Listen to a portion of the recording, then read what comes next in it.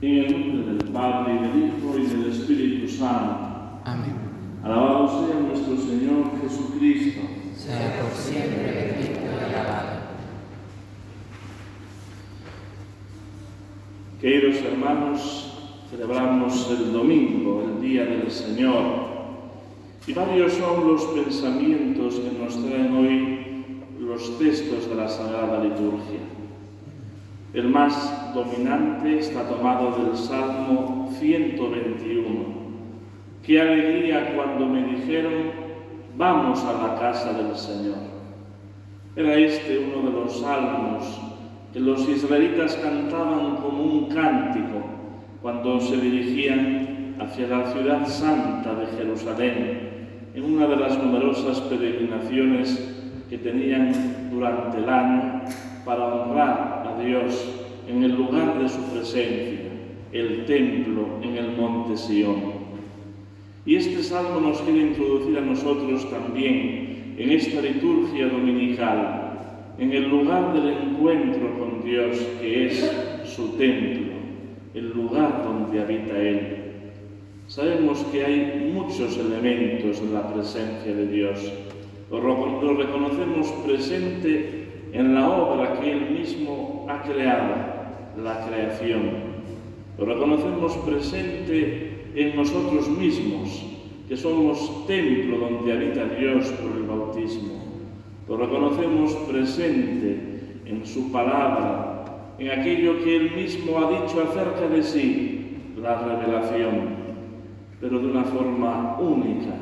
Lo reconocemos presente en la iglesia, en el templo, en el lugar donde Él habita, porque está presente en el tabernáculo real, verdadera y sustancialmente.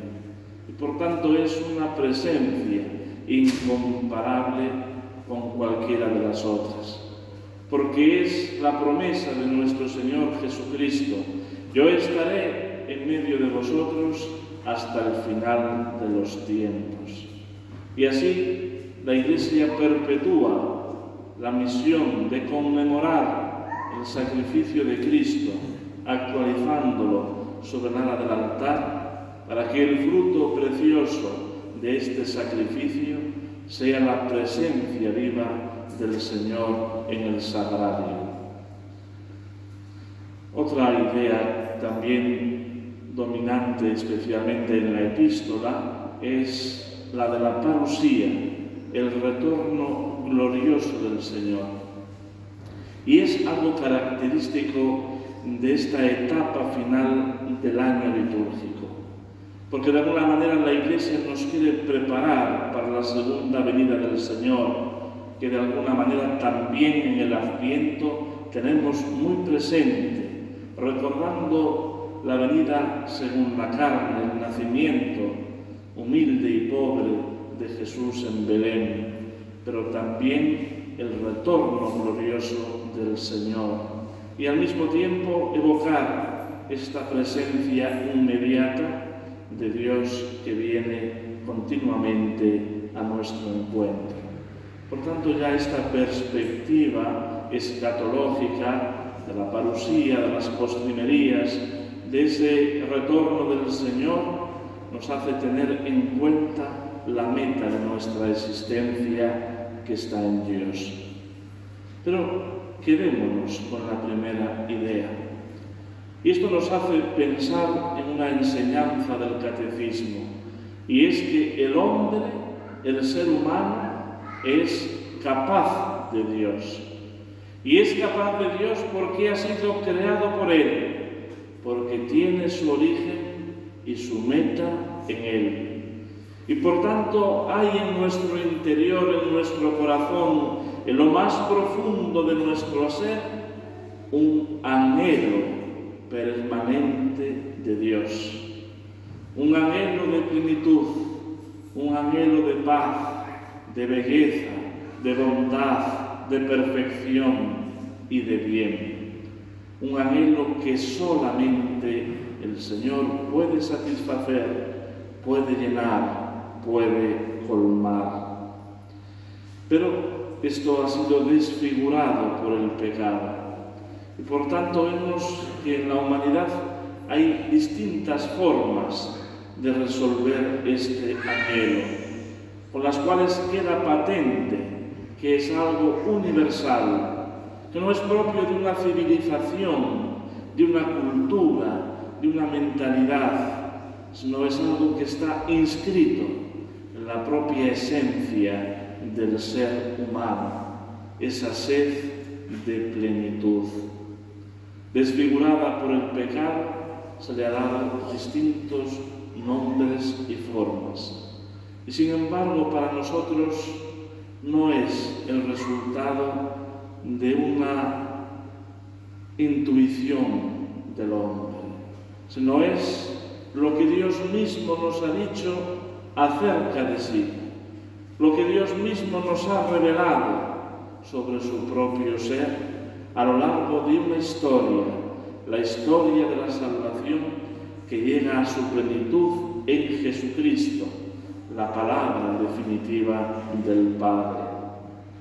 Y sin embargo, a pesar de tener la religión revelada, la única y verdadera, hay unos enemigos del alma que frenan esa respuesta a Dios, que frenan ese anhelo de Dios. Los enemigos son el mundo, el demonio y la carne. Y el más poderoso, aunque no nos lo parezca, es la propia carne. Nosotros mismos, con nuestras concupiscencias, nuestras pasiones, nuestros apetitos más bajos, somos los principales impedimentos para ir hacia Dios. Y por tanto tenemos que purificar el corazón para que realmente lo que es nuestra meta se pueda llevar a cumplimiento de una forma anticipada ya ahora en nuestra vida mortal. Porque este Dios que un día descubriremos en plenitud en el reino de los cielos ha puesto su tienda en medio de nosotros, se ha encarnado en nuestra realidad, se ha hecho uno de nosotros, semejante en todos nosotros, menos en el pecado. Los enemigos del alma frenan, paralizan esta búsqueda de Dios. Por eso hoy nos sentimos bien identificados con el paralítico del Evangelio. Pero en el Evangelio hay también otra identificación, que es con aquellos que portan al paralítico que nada puede por sí mismo.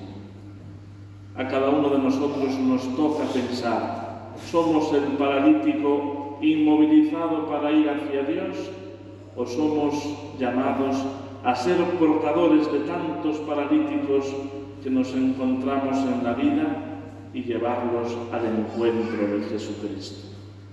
Estamos al comienzo de la vida pública de Jesús, en una zona de pescadores donde tenía la casa Pedro, Cafarnaúm, y por tanto donde nuestro Señor Jesucristo pasaba buenas temporadas.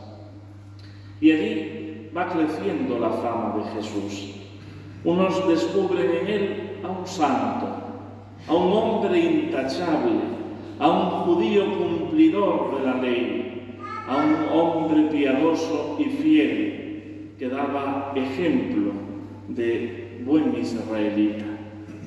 Para otros, Jesús se presenta como un maestro, incomparable con aquellos famosos rabinos de Jerusalén que habían creado escuela y tenían también un buen grupo de discípulos. La enseñanza de Jesús es incomparable. Una muchedumbre se agolpa, se apretuja para escucharle.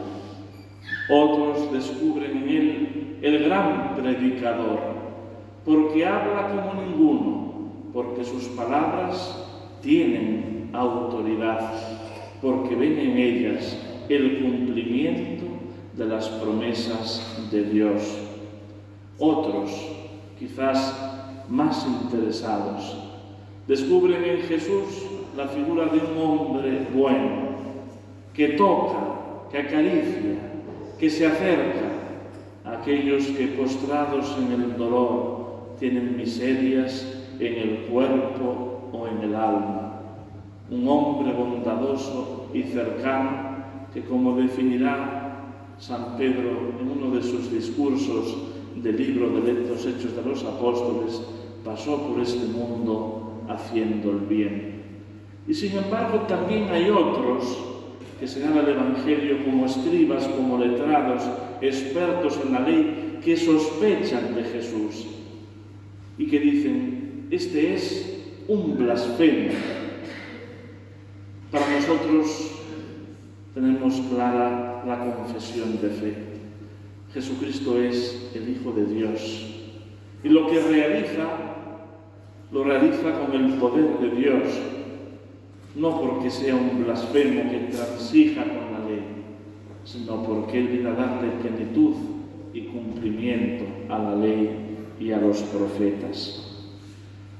Pues en aquel lugar de Cafarnaúm, tierra de pescadores del lago de Galilea, acuden con un hombre paralítico. Aunque el evangelista de hoy no lo recoge, otros evangelistas señalan que se las ingenian para que entre tanta muchedumbre abrir un boquete en el techo y desplegar a aquel hombre en su camilla. Y por tanto hay un interés profundo de acercarlo a Jesucristo, de que llegue verdaderamente a su presencia, porque solo Él podrá restablecerlo, podrá sanarlo, podrá darle una vida nueva a aquel que postrado parece casi un muerto. Las palabras de Jesús son paternales. Hijo, tus pecados son perdonados.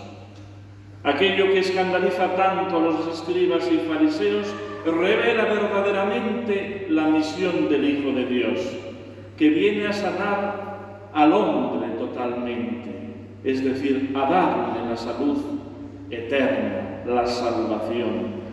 Jesucristo es el perdonador, el reconciliador, el redentor y salvador. Todo viene a ser lo mismo, porque Jesucristo con su redención viene a liberarnos de la esclavitud del pecado y a darnos la libertad de los hijos de Dios.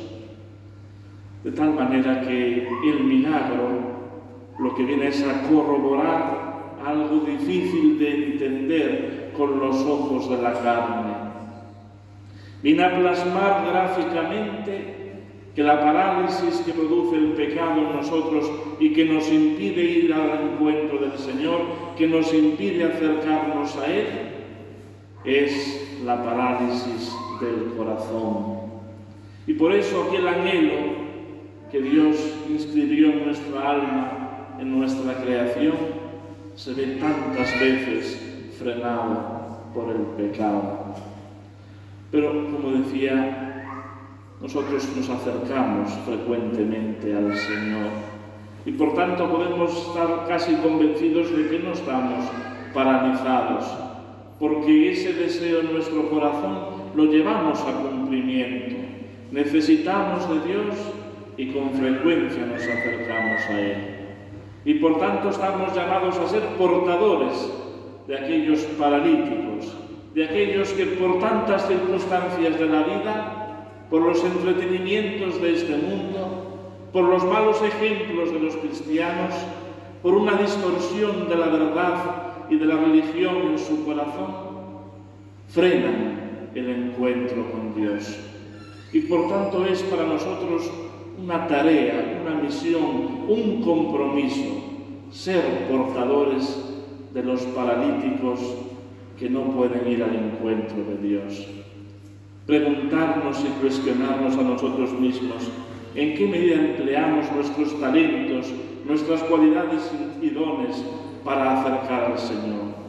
Porque quizás no sea cuestión de hacer una gran estrategia apostólica, ni de pensar sólidos argumentos con que convencer, sino que nuestro propio testimonio, el ejemplo de nuestra vida, sea suficientemente convincente para que muchos, como aquellos primeros cristianos, solamente de fijarse en nosotros, tengan el deseo de acercarse a Dios, de imitar a los seguidores de Jesucristo.